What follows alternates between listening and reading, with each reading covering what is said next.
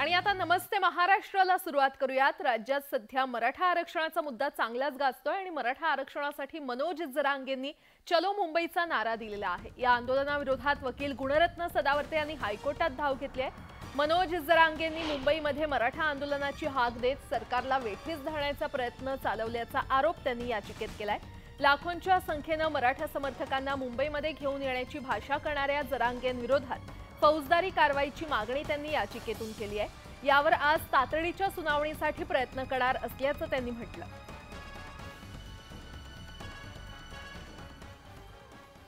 बीडमध्ये भाजप आमदार गोपीचंद पडळकर यांनी मराठा समाजाबद्दल आक्षेपार्ह वक्तव्य केलं होतं आणि त्यामुळे मराठा समाज आक्रमक झालाय।